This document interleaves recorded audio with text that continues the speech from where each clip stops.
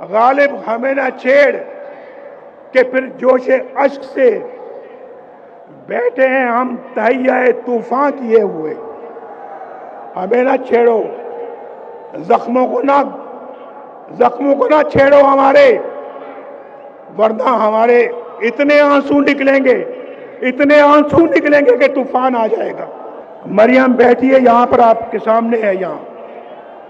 पूछे इससे कि वो अजियत का लम्हा कैसे कोई भुला सकता है,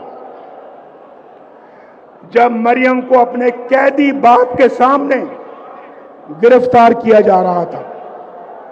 मैं कोट लखपत जेल में कैदी था, बंद था, और नैब वाले आकर मेरी आंखों के सामने इसको कैद करके लेके जाना चाह रहे थे।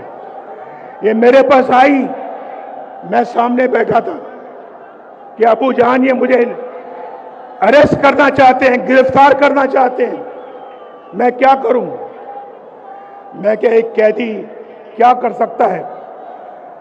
अरेस्ट करना चाहते हैं तो कर लें।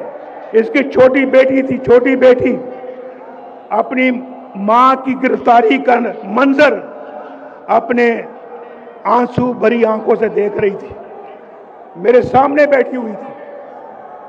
मैं इस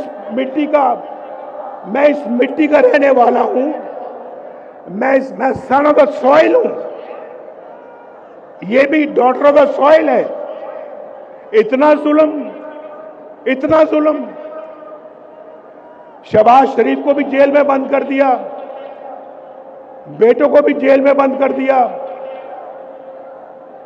ये राणा सनाउल्लाह को बंद नहीं किया बल्कि सजाए मौत देने के चक्कर में थे।